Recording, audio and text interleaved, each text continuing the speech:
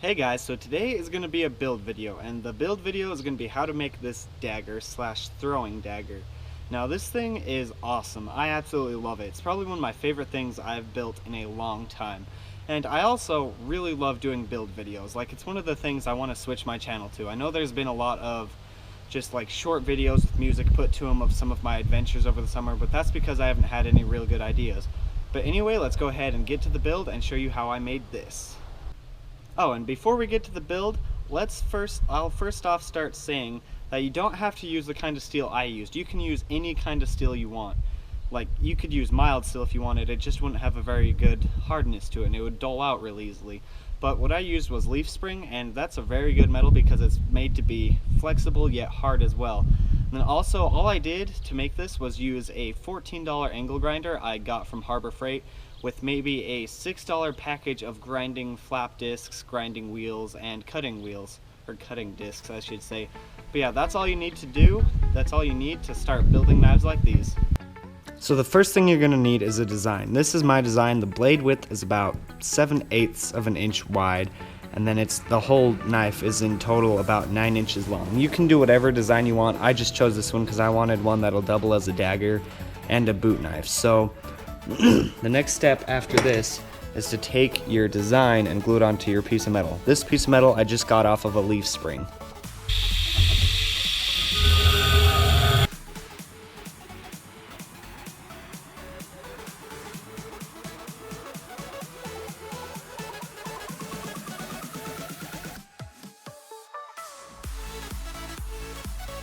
Okay, so rather than gluing our design directly on here, what I'm actually going to do is I'm just going to take these little magnets and I'm just going to stick them on every corner of the design, and then after that I'm going to go over it with a coat of spray paint. This way it will leave a perfect tracing of what our knife design looked like.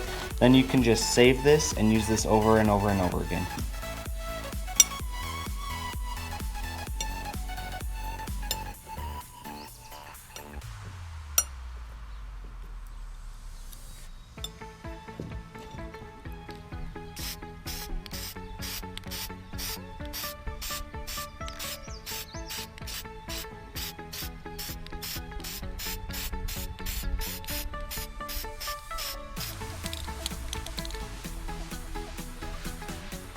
Now just let it dry and then you'll peel off your design.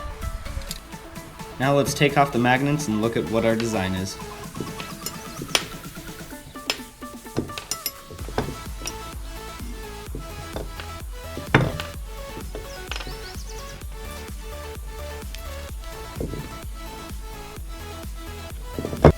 Now it's time to take it to the angle grinder with the cutting wheel and cut off all this excess metal.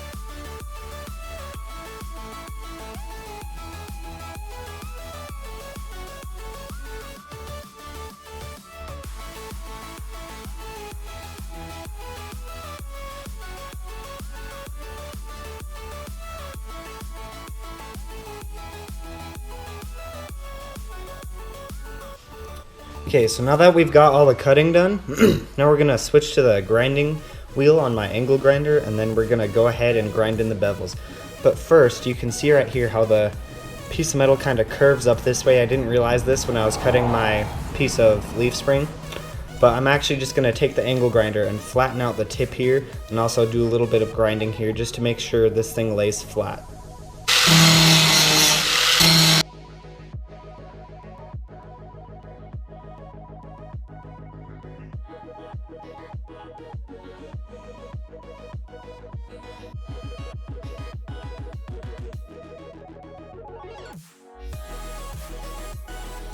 Okay, now you can see how it is much flatter. Like, I can set it down and it doesn't wobble at all back and forth.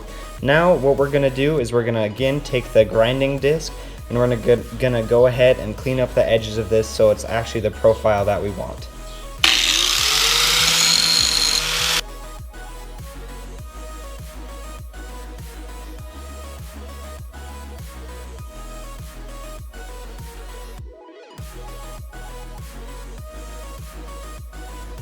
So now that we've got our profile as we want it, pretty much all evened out overall, and it feels pretty comfortable, now we're going to take the grinding wheel as well, and we're going to grind our bevels on it.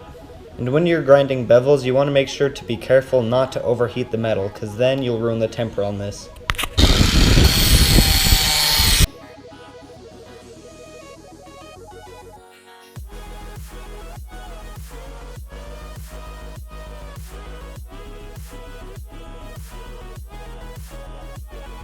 Now you just repeat that 3 more times.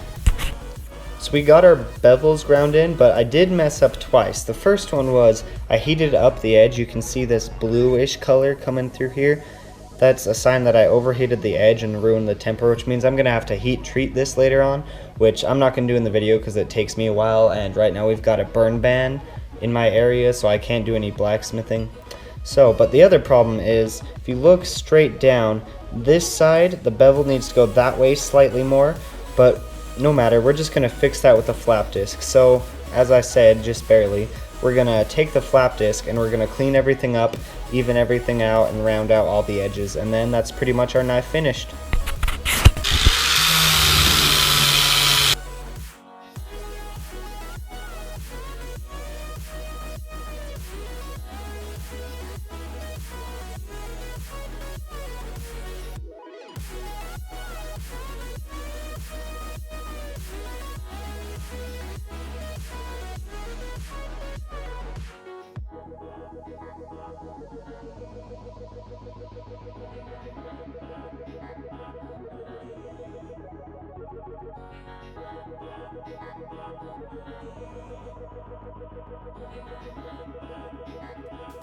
So here's the knife after it's been cleaned up with the flap discs, and I must say it looks pretty awesome. Is it perfect? No, because I was too lazy to grind out all these divots from the rust, but it is still pretty awesome. Now I've been dying to throw this thing because it's pretty dang well balanced. It's a little handle heavy, but I've just been dying to throw this thing at a tree. So let's go set up the camera and try some throws. Okay, so I'm roughly about 16 feet away. Flies pretty good. Okay, now for the second try. There we go. Okay, let's see how deep it sticks in. So you can see, this is the knife. We'll just pull it out with our fingers, marking where it sticks in. So it sticks in about that far. That's pretty dang good. Okay, so here it is. It flies really well when thrown like a throwing knife, and it also, I think it's a very stylish dagger. And then I think it would double as a boot knife very well because it's pretty dang lightweight, and it's really sturdy because I missed a couple times and it smacked against the tree pretty hard, and it didn't crack, it didn't bend, it didn't do anything. But yeah, here it is. Yeah, hope you guys like this video, and thanks for watching.